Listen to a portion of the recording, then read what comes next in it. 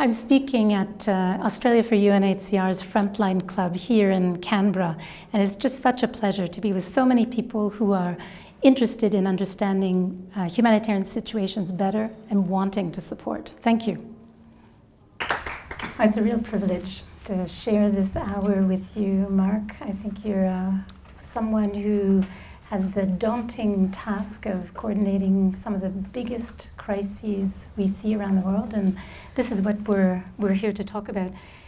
And with so many people, and I think Matthew put it really well, people are here because they want to understand better what's unfolding in a view to probably supporting better and in a more targeted way and a deeper understanding of the situation. This is a conflict, as you said, that's been going on for the past 8 years. It's compelled millions of people, and I immediately, we're going to be bamboozled by the just sheer enormity. We're going to be throwing numbers, and we can't lose sight of the fact that we're talking about civilians. We're talking about people who did not choose to fight this war, people who are caught up in conflict, and that means women, men, boys, girls, older people trapped in conflict. It also means those who were able to escape conflict, the 5.6 million refugees, 3.6 alone are hosted by Turkey, hence the difficulties. And I want to drill down a little bit more with you. The brutality of the conflict, the obscenity of the brutality of the conflict means that people are now trapped. What is going on now in northwestern Syria? Well, I'm really pleased to be here. Thank you for coming, everybody. Thank you, Louise, for the microphone. Thank you for your sustained interest in this terrible, terrible tragedy. And as you say, this is a horrible war that's been going on for a long time now, for 9 years. And I, before I joined the UN, when I was responsible for the UK's Department for International Development, and since I've been in the UN the last 2.5 years, this has been one of the things I spent most time on. And I have to say, we've been warning for a long time now of the risk of the worst humanitarian horror story of the 21st century unfolding in this part of northwestern Syria, essentially because it's the place of last refuge for Syrians who felt the need to flee from their own government. This population in northwestern Syria is 3 million people. A lot of them have fled from other parts of the country, and indeed some of you will remember the earlier phases of the conflict with the totemic barbarity and cruelty which was exhibited in Aleppo, the horrible stories we all saw on our TV screens from Eastern Ghouta. The way those sieges and those episodes were resolved was by lots of people fleeing to and being bused to Idlib, and there's nowhere left to run to anymore. And what we've seen since the beginning of December is a huge military assault by the government of Syria and its allies, including the Russian government, forcing people to flee into an ever smaller, more congested, more cramped part of northwestern Syria, right tight against the wall, the concrete wall, which I've been to and seen, which is what marks the border between Syria and Turkey. And the population of that part of Syria now is, the population density is higher because so many people have been forced to flee into an ever smaller area than most of the world's capital cities. But the difference is those people who fled, and since December, the majority of people who fled are civilians, and everyone who's fled are civilians, but the majority are children, and they're tiny children. Babies and toddlers and little boys and girls. There's nowhere left for people to shelter. So there are tens of thousands of people camped outside right now in the cold and the snow and the rain and the freezing mud. And babies are dying in these circumstances. So part of the time as people flee, they're looking up to the sky to ask whether the next bomb is the one that's going to land on them. And then they are wondering where they're going to shelter that night. And so this is the situation, and this is happening in plain sight. Everybody can see this is happening. It's being very widely covered in all of the world's media. You just pick up a newspaper, you just go onto your website, you can read and hear the stories of babies and children and their parents who who are trying to escape and have nowhere left to run to. Quite frequently, in my travels to the region, I dial in on the Skype or on the phone and talk to people who are in the midst of this terrible situation. And the overwhelming sensation you're left with, if you have these conversations, is the horror of the situation that people are in. People feel abandoned. They have been abandoned. The children say when you speak to them, "Why is this happening to us? Please make it stop. Please help us." When I last briefed the Security Council, I recalled to them a conversation I'd had 2 days earlier with a very inspiring Syrian pediatrician, a woman called Amani Balour. She's quite famous around the world because she was made the subject of a documentary called The Cave, which was shortlisted for an Oscar at the ceremony in Hollywood just 3 weeks ago. If you haven't had a chance to see it, I really recommend that you do. And what she says is that the children she treated, she worked for 5 years in a hospital built underground in eastern Ghouta, just outside Damascus, and it was built underground because it was being bombed every day. She worked in that cavern, that cave, for 5 years, and what she says is that the children she treated there are now the children of Idlib. So these children have never had any respite. This is the only thing they've known. So that is the situation, and the question the world needs to address is the world going to tolerate this in the 21st century?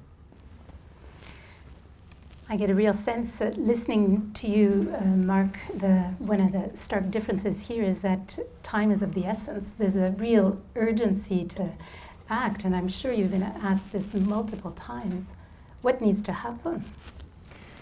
Well, there's only one thing that will resolve this situation in a way which doesn't involve mass atrocities and a loss of life, the likes of which we haven't seen in this century, and that is a ceasefire. There's no military solution to this which doesn't involve a huge, unimaginable loss of life. So what the Secretary General is working on, and what the UN Special Envoy, Geir Pedersen, are working on, is to try to persuade all of the parties to find a way to get round the table and to stop the carnage and to stop dropping bombs on babies. That's the only way this is going to be resolved short of a bloodbath. In the meantime, the UN, including UNHCR, but all the other UN agencies, are doing everything they can to get aid into the people in the midst of all this suffering. Now, the government of Syria will not agree to aid being supplied from Damascus. The UN works inside Syria, in places controlled by the government of Syria. Every year for our Syria appeals in recent years, we've raised $2 billion. We reach millions of people every month. Most of those people are in areas controlled by the government of Syria. But the government will not give the UN permission to provide aid to people in the opposition-held areas. And so the only way to get aid in is through the border, across the border from Turkey. The Security Council has authorized the United Nations to bring aid in across that border. And the government of Turkey, which we need to remember, and you said it yourself, Louise, has shouldered an enormous share of the burden of this crisis by hosting 3.5 million refugees for approaching a decade now, also collaborates with the UN and others in getting aid across into that, to try to save the lives of those poor people. And every day we're bringing dozens of trucks in across the border with food and medicines and sleeping bags and tents and warm clothes and stoves and so on. But the scale of this tragedy is such that the aid effort is overwhelmed. You know, it's just impossible because of this huge exodus of people to reach all the people who need assistance in the middle of the bombing. So what we are trying to do at the moment is to increase the number of trucks we bring across every day. I made an appeal, and the Secretary General of the UN made an appeal last week for another $500 million, which we're going to need over the next 6 months to look after these people. Thank you very much to all the supporters of UNHCR for raising that $31 million over the last year. That's really fantastic. And some of that money, of course, I'm sure will go to support UNHCR's essential work in northwestern Syria. But we have a very acute situation for the next 6 months. So we are asking, especially governments around the world, to support the scale up of that assistance, because those people are going to need to be looked after, even if we get to the essential requirement, which is a ceasefire. I'm sure everyone is burning to ask you questions, so I'll ask you a couple of things about the broader context and what else is going on inside Syria. Because as we speak, access has been difficult throughout this conflict. Access, of humanitarians to hard to reach people in need, but it's also been very difficult for people to actually make their way to safety. You've got, I'm sure, a few thoughts on access and what that means. As humanitarians, proximity to people is everything. Without us being close to people in need, we don't understand fully what it is that they would need to move on, to be able to resume normal lives and move on. And I remember going to homes a few years ago, and it's still quite haunting. I'd never seen a place with no children. And that's what we were looking at, a very deserted place. So it resonates enormously when you say actually who is left in Idlib are actually those who've survived multiple displacements, have survived inordinate trauma, and trying to reach them will be extremely difficult. Can you describe a little bit what happens with this cross-border transportation of aid, etc., and how effectively can humanitarians reach people? So what's happened in what used to be the de-escalation area of Idlib before this onslaught started is that hundreds of villages have been depopulated. People have run away, literally run away on foot, sometimes if they're lucky on the back of a vehicle, away from the advancing Syrian forces and the planes dropping bombs on them. And there's hundreds of communities which are essentially depopulated. And people have chosen to run away rather than to take the option, which there has been from time to time, because the UN has negotiated pauses and safe passages to run away to places controlled by the government of Syria. That tells you an important thing, the choice people make, which direction do they run. In the northwest, as we were saying earlier, the only way to access those people is across the border. In other parts of Syria, the UN tries to negotiate access across lines. And for some commodities, that's been reasonably successful. But one of the other horrible dimensions of this conflict over the last 8 years is that the government of Syria has consistently refused to allow medical supplies to cross line. So the UN used to be allowed to bring medical supplies in to northeastern Syria from Iraq, and the mandate for that expired following veto by the Russians and other member states on the Security Council when it was voted on in January. So now the only way to get medical supplies in to the northeast, this is a part of the country where there's 3 million people, 2 million of whom need medical assistance, is by agreement with the government of Syria. And unfortunately, the government of Syria has declined all requests to allow road convoys with medical supplies into that part of the country for 2 years now. So this access issue, we do the best we can to negotiate access, to try to persuade people, but ultimately the men with the guns and bombs who control the checkpoints and the front lines, they are the people who get to decide whether help can reach people. I just want to read you, every morning I wake up to the latest update, and I'm going to give you a few snapshots from today's update on Idlib. Not because today is a special day, in fact, quite the opposite. This is what we wake up to every day through this horrible experience. So the UN Office for the High Commission of Human Rights, in the update I got this morning, reported that at least 21 civilians, including 5 women and 9 children, were killed in airstrikes in civilian areas in Idlib the previous day. 11 medical facilities, and some of you will know that medical facilities under international humanitarian law are supposed to be protected. It's potentially a war crime to drop a bomb on a hospital 11 medical facilities were hit, 15 educational facilities, which is a UN phrase for schools. Who is in a school? Who is in a school? Were hit. I told the Security Council in the middle of last year the story of a doctor, Dr. Mohammed Abrash, who I met, who had treated 3 little girls whose home was destroyed in a bomb attack. Some of you may remember this because the picture of these little girls with a 5-year-old little girl holding on for dear life to her baby sister to prevent her sister falling over what was the precipice of their home after the bomb attack. That picture was on the front page of dozens of newspapers around the world when this atrocity happened. And I spoke by video link to the doctor who treated them in the hospital. His hospital was bombed the day before yesterday. So these are the reports we're getting day after day after day. And I give you that not because it's unusual or special, but because it's what's happening day after day after day. Yes, it's very sobering. The urgency to act. So I don't sense any frustration on your part. I sense certainly urgency. I sense a lot of very deep knowledge, and you keep in touch with individuals who are actually undergoing this horrible tragedy.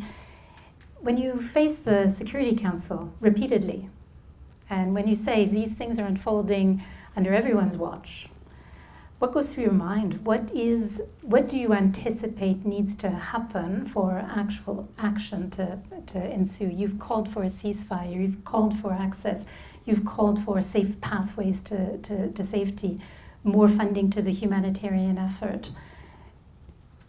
What goes through your mind after 8 years? Well, it's my job to contain my emotions, right? That's what I'm supposed to do. I don't think a normal human being can watch what's going on and be required to report on it and not feel it very deeply, particularly if you talk to people whose lives are affected by this. But one of our jobs in the UN is to report the facts and to try to persuade the decision makers, the people who have got authority, who could choose to do something different, to make a different choice. And what we try to do is present the facts as clearly as we can, try to portray the situation of the people who are suffering all this. One of the things you learn if, like you and I, you work on these problems and you see one crisis after another, one of the things you learn time after time is that people caught up in these crises are exactly the same in every material respect as me and you, and as my children, and as your children, except that life's lottery has been kinder to some of us than others of us.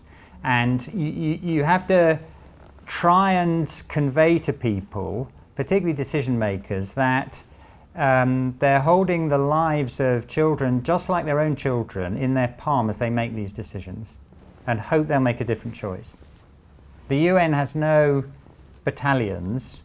As used to be said of the Pope in the Middle Ages, the Pope has no battalions. We have no battalions either. What we have is the responsibility to describe what's going on and to appeal for help to get it to stop. Short of decision makers then, let's talk about these other countries like Australia, a little bit further afield, etc.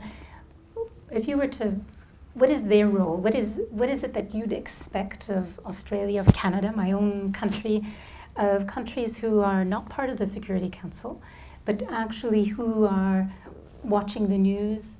These things are unfolding, have given monetarily, so as donors, have taken on some refugees. Australia took 16,000 Syrian refugees in an additional effort a few years ago.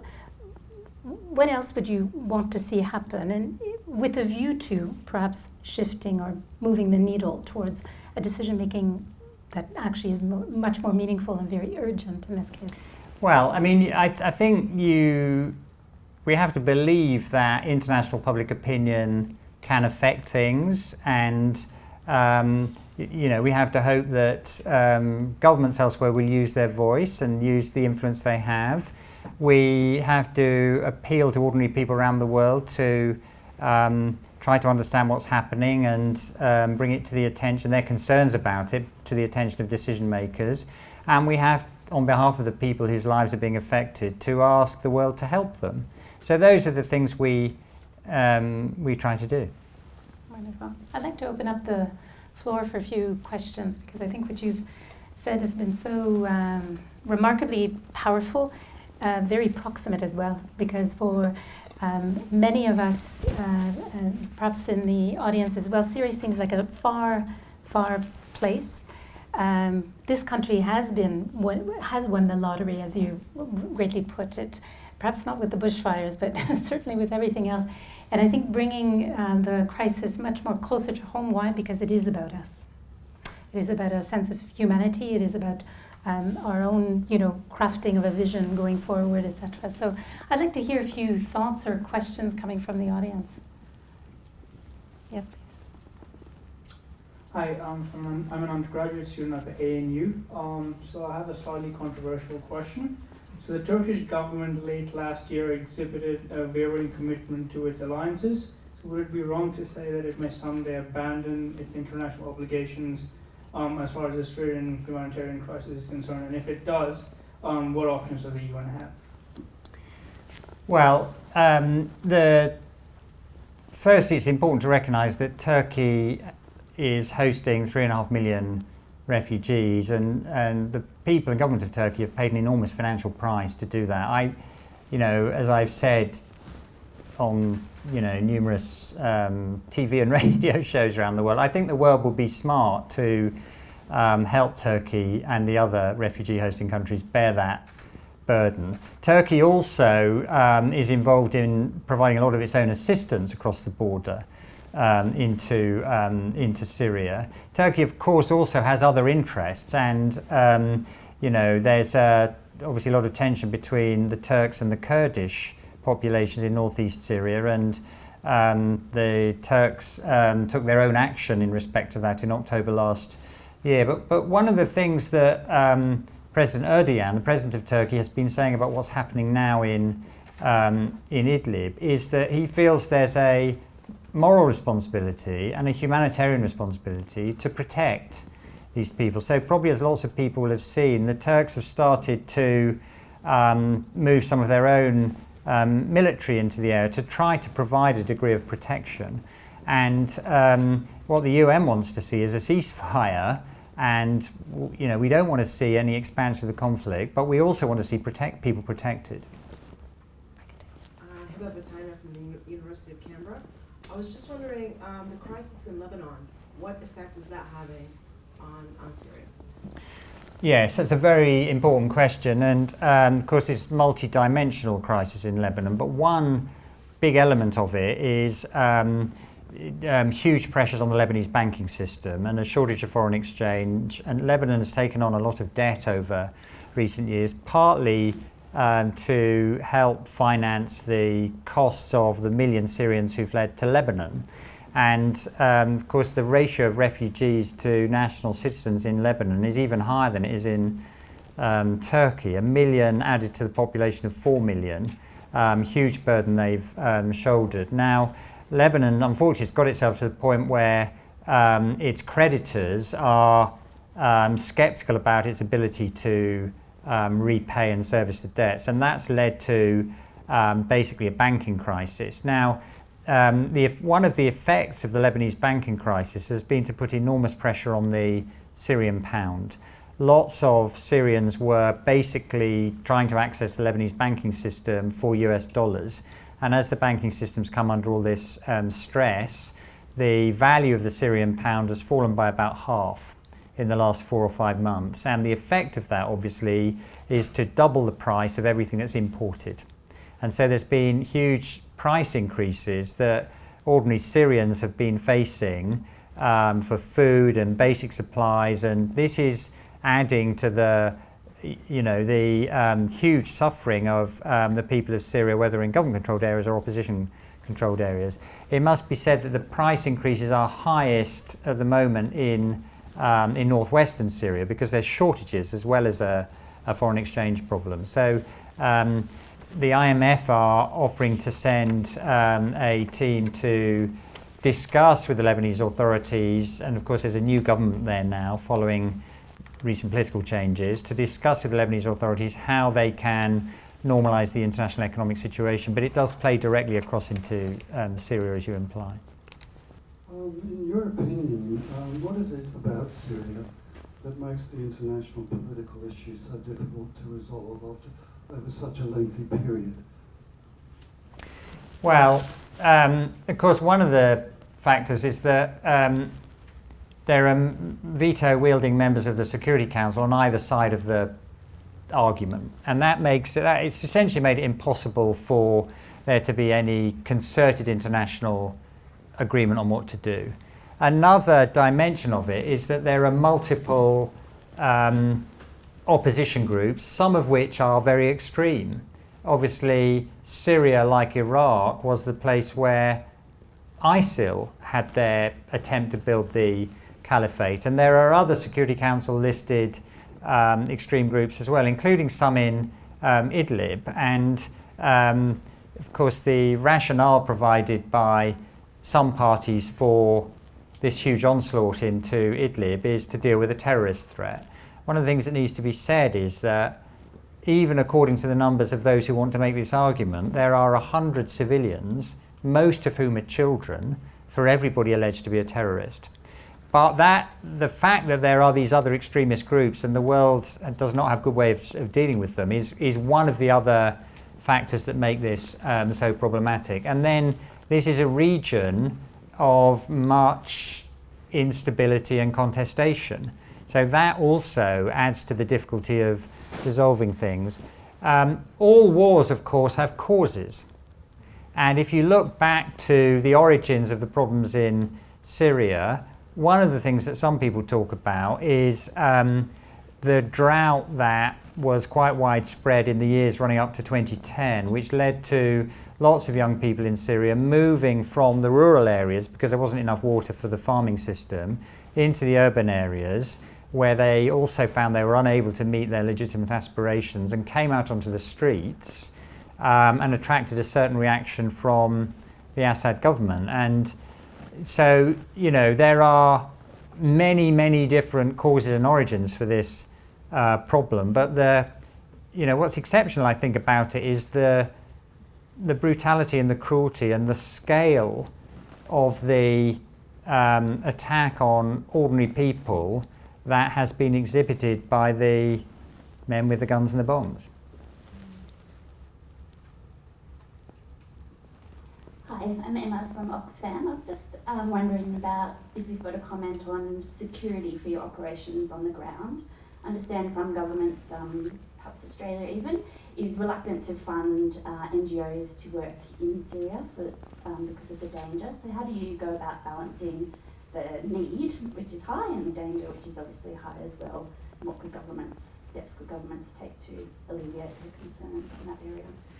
Well, the UN has been able to raise $2 billion a year for our programs in Syria. There are obviously security constraints which make it very, very challenging. One of the things that has been a problem, particularly in recent years, has been a concern among some governments that because of their counter-terrorism legislation, and I'm in favour of countering terrorism. I think that's a really good thing to do. But some of the unintended consequences of some counter-terrorism legislation, I think this is what you're driving at, has been to cause some governments to worry that if they provide finance to NGOs, maybe it will be misdirected. Now, one of the things I have repeatedly briefed the Security Council on is the multiple ways in which, for the UN cross-border operation into the northwest in particular, we have checks and balances to make sure that help gets to the people who it needs to get to. There are 15,000 aid workers in Syria, in northwestern Syria. There are drones flying all over everywhere. It's very easy to see what's going on. One of the systems we have in the UN, which I went to see when I was at the Syria-Turkish border a few months ago, was every box of aid we bring in is barcoded.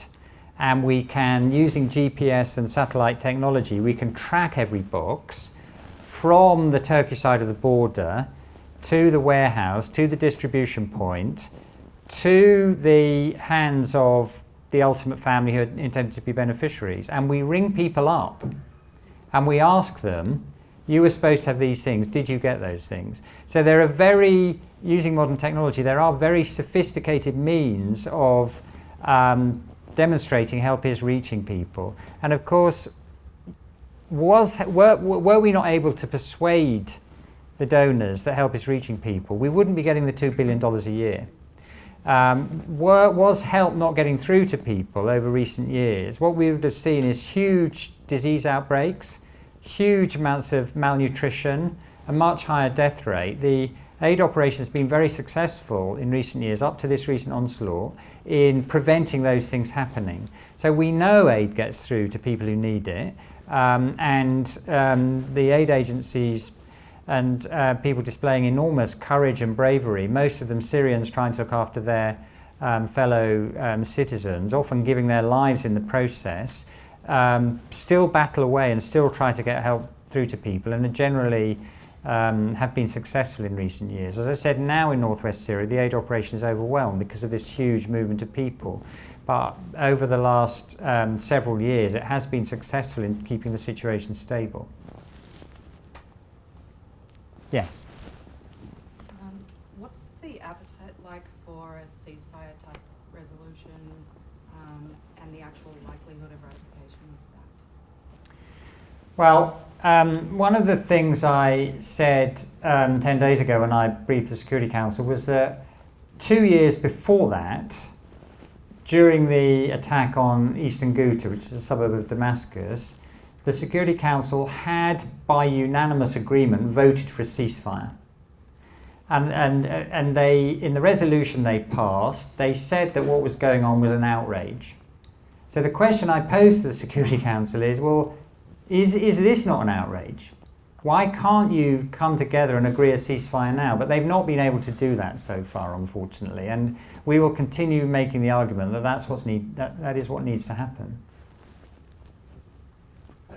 Just shifting the focus to northeast Syria. I'm just interested in how you see that situation playing out, both the sort of future for the Kurds, the Turkish incursion, and then also the lingering US presence there as well. Yeah, I mean, one of the real challenges of the northeast is that there are multiple military presences now. There's a US presence, as you say, there's a Russian presence, there's a government of Syria, there's a Turkish incursion, and there are multiple non-state armed groups, all with different affiliations. And there are various parts of this jigsaw controlled by different parties. I don't think there's anybody who can say it looks like a stable situation. It looks inherently extremely unstable, having all those different parties. The only way through this is progress on UN Security Council Resolution 2254, which calls on the parties to sit round a table and find a political solution, a new political settlement for Syria, including starting by a new constitution and ultimately leading to elections. That's the only way that you can hope in the medium and longer term to get to a more stable situation. Thank you, Secretary General. Julie from the UN office. I'm just wondering what the effect of the coronavirus would be on the humanitarian landscape. Well, I mean, there have in recent days been a few confirmed cases in the Middle East of coronavirus. No one really knows the answer to your question. We are, the world is going to struggle with dealing with the spread from more and more into more and more countries of this virus. But of course, the countries which will be most vulnerable will be those with the weakest health systems, and the war-torn countries by definition have the worst health systems. So to describe in detail the implications I don't think is possible, but it's obviously going to be very bad.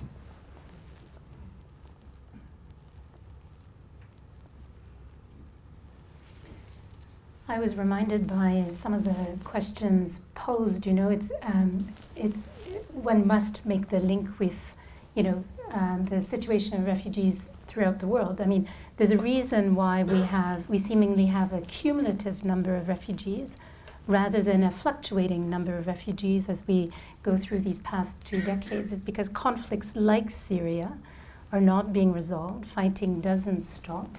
Refugees continue. Those who can make it through borders end up in countries like Turkey that sees its own, you know, capacity and absorption capacity to be able to care for refugees eroded over time. And the rest of the international community, you know, we can throw money at countries like Turkey, etc., but that's not what you're describing. Money is certainly going to be helping in terms of funding some of the humanitarian programs, but we still need to have access. People need to survive the fighting, and then people need a pathway to some kind of normalcy after all of this. So dealing with massive disease in a situation like this where children are not being vaccinated, where births are not being registered, people disappear, people die unknowingly, we lose trace of people. So I find your description extremely powerful, and it's inspired by conversations with people who are living through this hell. If that doesn't make the point at the Security Council, really, I have to say I've got full admiration for your tenacity and the power of your testimony. I'm reminded there's a quote that Filippo Grandi, something he said a few days ago. As humanitarian agencies, we strive to save lives, but the space for these efforts is shrinking. In the face of such suffering, humanitarian aid alone cannot be the answer. And so I see that we're all grappling, trying to find, you know, what's that silver formula that will actually achieve everything, and it seems so out of grasp. And at the same time, this is unfolding, and it is something that we do need to tackle very, very readily and urgently. Well, let me just say one thing about that, because I agree with all that, and Filippo and I talk about these issues a lot. I think it's also worth remembering that 12 or 13 years ago, when my current boss, Antonio Guterres, was your boss as the High Commissioner for Refugees. We both survived. We all survived. Within UNHCR at that time, there was a really serious conversation about for how much longer the refugee agency would be needed. Because the number of refugees, because of huge progress in the previous 2 or 3 decades, had really come down a lot. Now, despite all the challenges we are dealing with, one of the things I think if you do the kind of work you and I do, you have to hold on to is that things can get better. And for, you know, in a lot of places, they are still getting better. You know, there's still millions and millions of people around the world every year getting access to electricity for the first time, and decent water for the first time, and education for their kids for the first time. So, you know, if you're in the unlucky 1 person in 45 on the planet who you and I have to worry about because they're displaced or caught up in some other crisis, the world is currently a very bad place. But it is possible to make progress, and it's by doing the kind of work we do and calling for action that we have the best chance of getting the world back onto a positive trajectory. Everything is interlinked, and this morning we had a discussion with an expert panel here in Australia that's looking at Australia's development policy, and without linking those, for example, what we call root causes to conflict are actually largely development issues. And when you say that, you know, if people around the world are needing access to sustainable or alternative sources of energy as a way of progressing, if more children need not only access to school but quality education to be retained in schools, if parents don't have an access to a livelihood that is also sustainable, etc., we're seeing ourselves in a vicious cycle. Refugees will one day, hopefully, because that is the wish of most refugees, is to go back home. And Syria will be that home for millions of them. We've heard recently of a few, you know, there are a few 100,000 Syrians who've actually attempted the return back to Syria. Is there reconstruction actually going on now as we speak, as we're looking at this absolutely disastrous situation in the northwest?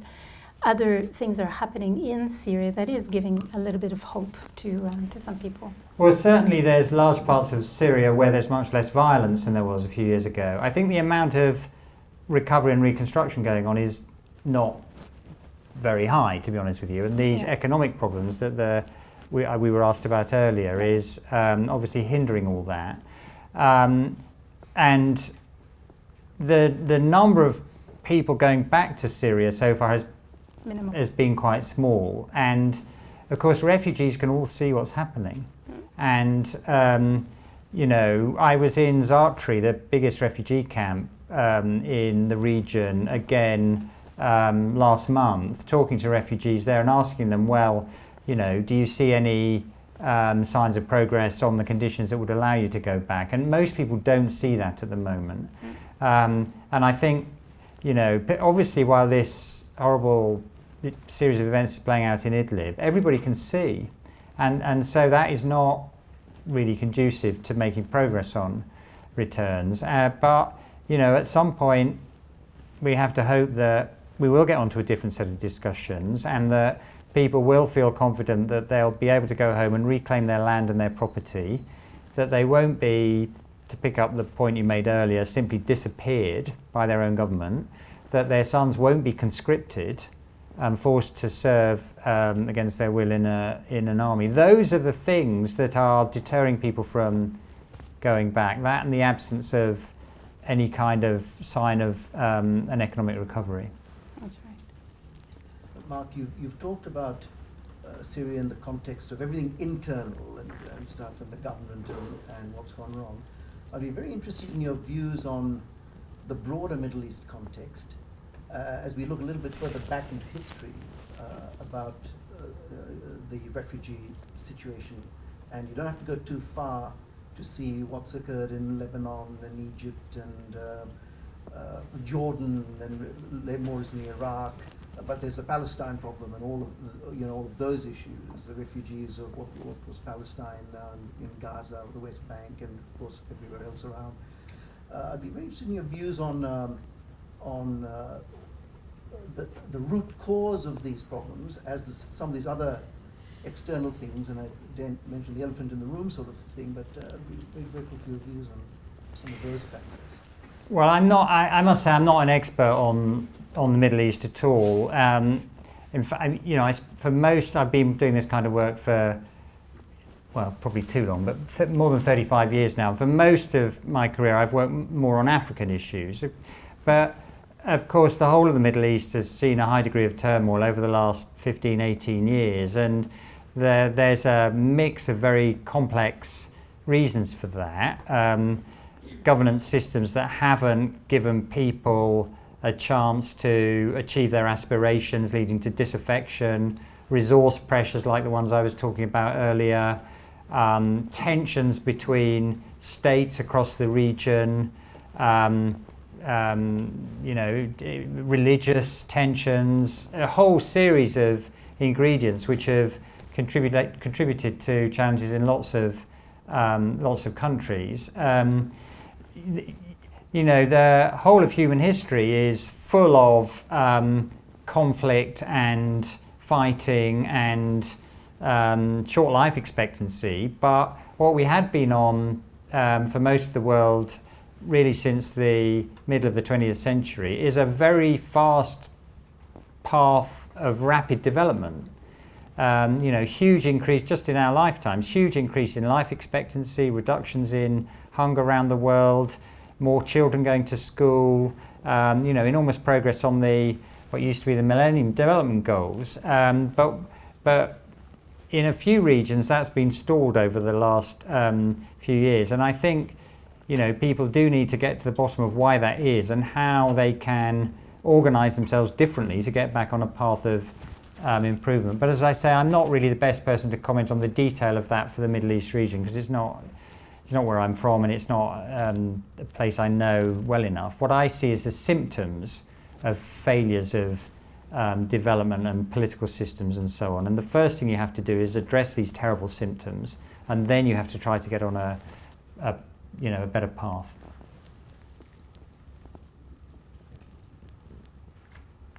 We have time for about 2-3 questions, max. Thanks very much. You were talking about recovery and reconstruction before the last question. The USA has got a very comprehensive sanction regime applying to Syria. How is that likely to affect recovery, and how is the UN in a position to do anything about it? I think the first step towards recovery is some kind of political settlement. That would be the thing that would open up the possibility for external assistance with financing, rebuilding and recovery. And if you look at other parts of the world where have been through this kind of trauma, I used to work on the Balkan Wars, for example, in the early 1990s, after the end of the Cold War and the fall of the wall in Berlin, there was then the collapse of Yugoslavia and a terrible war in Europe. But there has been a recovery. The conflict was brought to an end, and there has been a recovery, and some of those countries now, of course, are either in or aspiring to join the European Union. So you can find a path forward, and if you look at the estimates of the cost of the damage to physical infrastructure and other parts of the Syrian economy, it runs into hundreds of billions of dollars through this war, and there will need to be a path forward to financing that recovery. But in order to get there, it's absolutely clear that the people who would need to go along with that want to see political progress first. That is the first priority.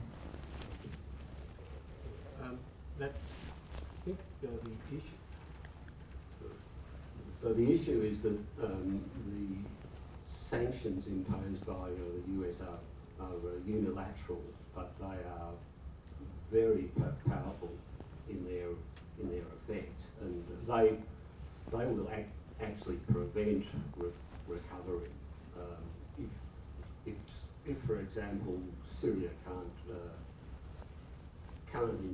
import transformers to rebuild its electricity system, that's going to be a real problem. How can we get around issues like that, or is this just dependent on who is in the White House? Well, I think there are lots of countries who have reservations about financing reconstruction in Syria in the current circumstances. So I think this is a kind of broader issue. But I think what all of those countries are saying is what they want to see is progress on some political resolution of the problem. They don't think that this can be resolved in a military way. Basically, they think that there are too many groups that need to be brought together and given some stake in the future, and that is a political process. Well, I think, as I understand their position, I don't work for any of these governments anymore, although I used to at one point. What I think their position is an openness to discuss all that, subject to progress on the political agenda. That's what I hear a lot about in the Security Council, particularly when I'm alongside my colleague who's the UN's political envoy. So I think if people want to get help for a reconstruction, rebuilding agenda, that is the path they're being encouraged to pursue. Mark, this hour has flown by. We could probably sit with you for days and try to get... It may not make for a cheerful evening, though. No, and I do want to make sure to remind everyone, of the scope of your responsibilities, because you speak with such in-depth knowledge and so much, powerful statements and very convincing statements about Syria, and particularly the northwest of Syria, but I'm mindful that you're covering so many other crises and with a manner in which the energy is boundless. So it's with a lot of gratitude that you gave us this hour. Thank you so much for visiting Australia. I think we're extremely grateful for that and for putting on our radar precisely the urgency of action for the situation currently in Syria. Any last words? Or? Well, I think the thing you have to hang on to if when you contemplate all this is it's also possible for things to get better. Yeah.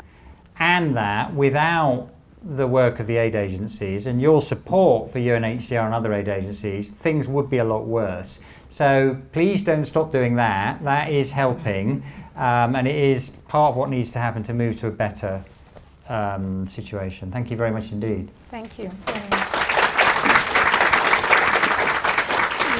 Brilliant.